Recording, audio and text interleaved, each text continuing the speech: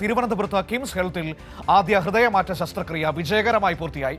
10 വയസ്സുകാരിയായ കൊല്ലം സ്വദേശിനി ദിയയാണ് അപൂർവമായ ഈ ശസ്ത്രക്രിയയിലൂടെ ജീവിതത്തിലേക്ക് മടങ്ങിയെത്തിയത്. തെക്കൻ കേരളത്തിലെ സ്വകാര്യ ആരോഗ്യ മേഖലയിൽ നടക്കുന്ന ആദ്യ ഹൃദയമാറ്റ ശസ്ത്രക്രിയ എന്ന പ്രത്യേകതയും ഇതിനുണ്ട്. അപൂർവവും ഗുരുതരവുമായ റെസ്ട്രിക്റ്റീവ് കാർഡിയോമയോപ്പതി എന്ന അവസ്ഥയുമായാണ് കൊല്ലം സ്വദേശിയായ 10 വയസ്സുകാരി ദിയ ജനിച്ചത്.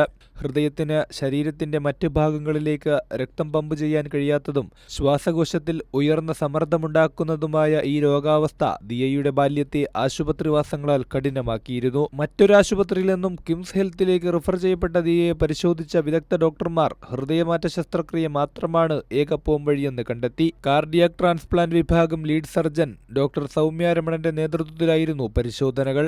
തിരുവനന്തപുരത്ത് വെച്ചുണ്ടായ ഒരപകടത്തെ തുടർന്ന് മെഡിക്കൽ കോളേജ് ആശുപത്രിയിൽ വെച്ച് മസ്തിഷ്കമരണം സംഭവിച്ച 36-കാരന്റെ അവയവദാനമാണ് ദിയയുടെ ജീവിതത്തിൽ വഴിത്തിരിവായത്.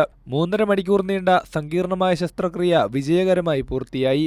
തുടർന്ന് 2 ആഴ്ചയോളം തീവ്രപരിചരണ വിഭാഗത്തിൽ നിരീക്ഷണത്തിലായിരുന്ന ദിയ അതിവേഗമാണ് ആരോഗ്യനില വീണ്ടെടുത്തത്. പുതിയ ഹൃദയത്തിന്റെ കരുത്തിൽ പൂർണ്ണ ആരോഗ്യവതിയായി ദിയ വീട്ടിലേക്ക് മടങ്ങി.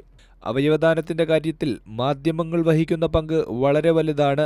80% ജീവിച്ചിരിക്കുന്നവരാണ് അവയവദാനത്തിന് തയ്യാറാകുന്നത്.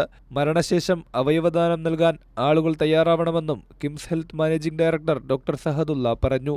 അപ്പോൾ ഇതിലെല്ലാമാണ് നിങ്ങളുടെ കോൺട്രിബ്യൂഷൻ ഭയങ്കരമായിട്ട് വരുന്നത്. Because now all the mind set in Kerala has changed and media has very much helped in promoting organ transplant. നമ്മുടെ കൺട്രിയിൽ 80% ഇപ്പോഴും ലൈവ് ഡോണറാണ് കൊടുക്കുന്നത്.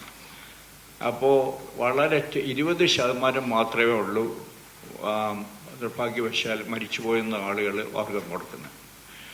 ആ മൈൻഡ് സെറ്റ് മാറണം. സംസ്ഥാന സർക്കാർ KS ഓട്ടോയിലൂടെ നടത്തുന്ന ഇടപെടലുകളാണ് ഇത്തരത്തിൽ നിരവധി ജീവനുകൾക്ക് ജീവിതത്തിലേക്കുള്ള തിരിച്ചുവരവ് സാധ്യമാക്കുന്നത്. കൈരളി ന്യൂസ്, തിരുവനന്തപുരം.